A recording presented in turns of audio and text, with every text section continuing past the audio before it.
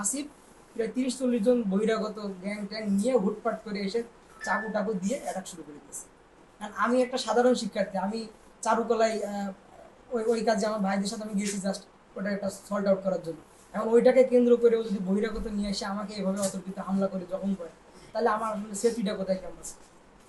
এদিকে প্রক্টোরিয়াল বডিও এর বিরুদ্ধে সেরকম কোনো অ্যাকশন এখন পর্যন্ত যায়নি। ওইখানে আপনার স্পটে কি হাসিব উপস্থিত ছিল? হ্যাঁ, হাসিবই তো নিজেই হিট করছে এবং হাসিবের হাসিবের সাথে বহিরাগত ছিল অনেক। মারছে কি দিয়ে? চাকু চাকু চাকু গিয়ার আছে আপনার 7 আর ওই যে আরেকটা আজহার আছে ওখানে আর একজন তো ওরা সবাইকে আমরা যে কয়জন ছিলাম ওখানে সবাইকে অতর্কিত অ্যাম্বুশ করছে আর কি অনেকজন একসাথে। আমি কারো হুমকি ধামকিতে আমি মোটেও ভীত নই। আমি আমার মানে আমার আপনাকে হুমকি ধামকি দেওয়ার কত বড় মানে ই হতে পারে? আমার কথা হচ্ছে বিচলিত নই আমি। আমার কথা হচ্ছে শিক্ষার্থীর কাছে ক্যাম্পাস কেন নিরাপদ না? সে একটা দুইটার সময় লুঙ্গি পরে ঘুরবে না খালি গায়ে ঘুরবে সেটা তার ব্যাপার। অবশ্যই এই জায়গায় তো তাকে চার্জ করে আমার তাকে ইয়া করার রাইট নাই। আমি খুব জোর হলে আপনাকে ফোন দিয়ে বলতে পারি যে স্যার এইখানে অমুক ইয়ে উঠতেছে, আপনি গিয়ে স্যার কথা বলেন। এইটাই আমি বলছি যে কোনো যদি অসঙ্গতি দেখো তোমরা সেটা তোমাদের দায়িত্ব। এ বারবার বলছে আমরা এই অসঙ্গতি যদি দেখো তোমাদের দায়িত্বটা হবে আমাদের প্রক্টোরিয়াল টিমকে জানানো, বাট তোমাদের কোনো অ্যাকশন নেওয়ার কোনো রাইট নাই।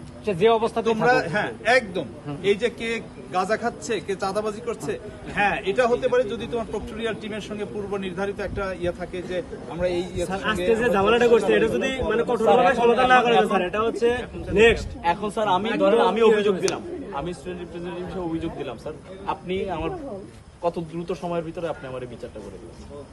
না এটা তো আমার না, আমি চাচ্ছি তার ছাত্রত্ব বাদ। আমার বিং এ প্রক্টর আমার তো মনে করো যে নিজের ইয়েটা নেই সেটা তো আমি বলতে পারি, কিন্তু মেইন ডিসিশন একটা তো প্রক্রিয়ার মধ্যে তারা সেটা কোন প্রক্রিয়া সেটা তারা বলতে পারে। ঘটনার সূত্রপাত গতকাল বিকালে আমাদের এক ভাইকে তার গার্লফ্রেন্ড সহ চারুকলায় ঘুরতে গেছিল।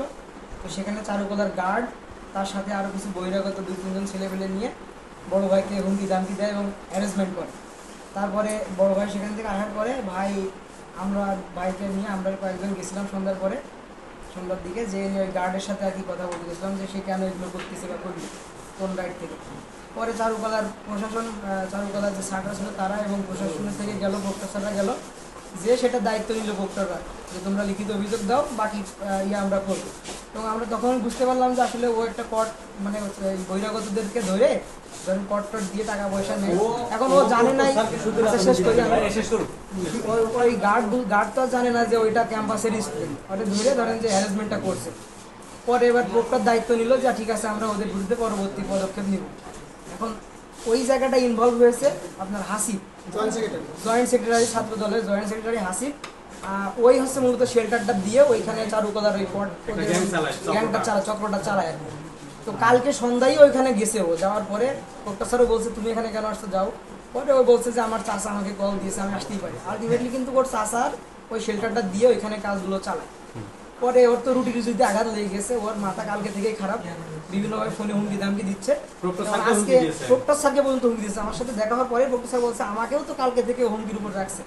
এখন প্রক্টরকে তো আরো হুমকি দিয়ে অ্যাটাক করতে পারে না, কিন্তু আমাকে তো হুমকি দিয়ে অ্যাটাকও করে ফেলছে আজকে। আমি রজবে বসে আছি বন্ধুদের সাথে, ভাইদের সাথে 5-6 জন আমরা ছিলাম। এবার ওই